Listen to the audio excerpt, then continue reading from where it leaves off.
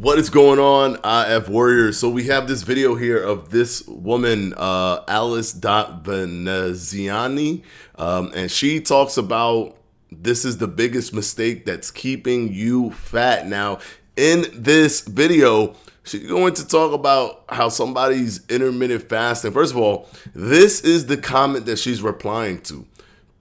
Please understand that she's probably, I've watched the video already, but when we watch the video, she's probably not even going to answer any of this poor person's question or like, poor guy, poor girl.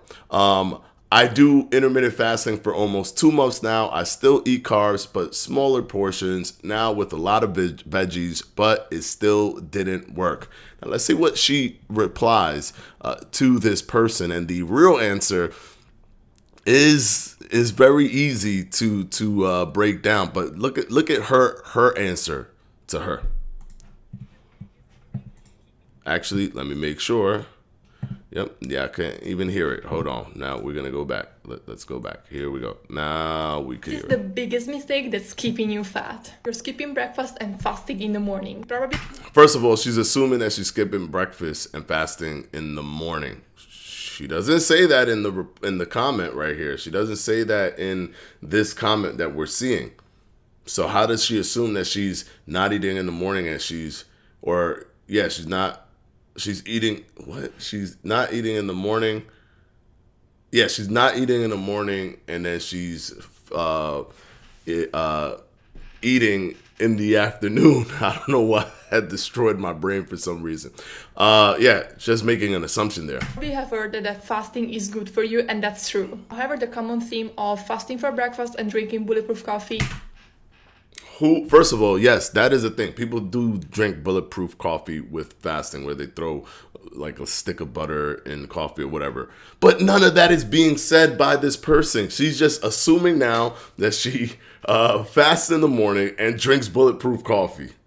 She's not even helping this person. Coffee is making you fat because it's making you leptin resistant and with high cortisol. If you're using intermittent fasting. Okay, can you explain leptin resistance and what high cortisol does? First of all, cortisol is not 100% bad. It helps with muscle growth because it's a breakdown thing. So there's things that have to be broken down so that muscle can grow. Also, like,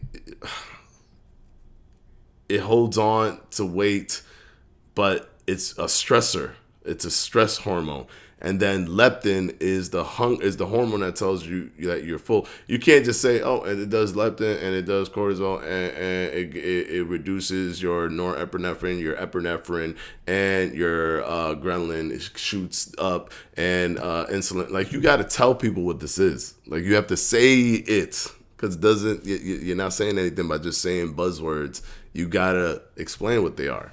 Fasting to lose weight or to manage insulin resistance, do this. Eat breakfast, lunch, and maybe fast for dinner. This is the biggest. All right, so that was her reply. Now, who is this person? Raka S. Well, if you ever watch this video, and I don't know if you will, if you're doing intermittent fasting for almost 2 months now and you still eat carbs, but smaller portions now with a lot of veggies, but it still didn't work, I would recommend, one, you take a lot of photos.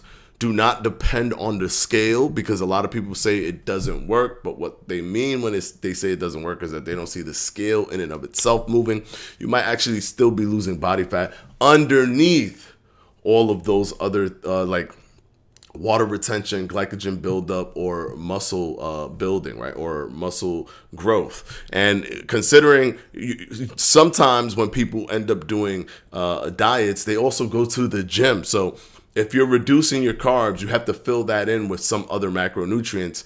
And if you're saying you eat a few carbs, but you eat a lot of veggies, I'm guessing that you're filling that in with some protein or filling that in with fats. So you're probably upping your protein to a higher percentage than you normally did since you're already dropping another macronutrient, which is carbs. So you might actually be building more muscle, retaining more muscle, and that's going to lend to some discrepancies on the scale itself. Now, if you actually are still gaining weight, that means that you think that just because you lowered carbs and you're eating a lot of veggies that you're not somehow possibly overeating.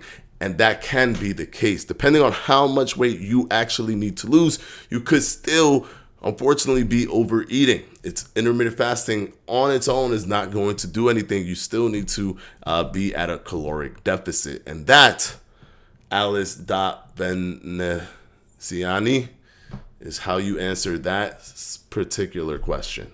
Until the next time, guys, peace out, and I will see you tomorrow.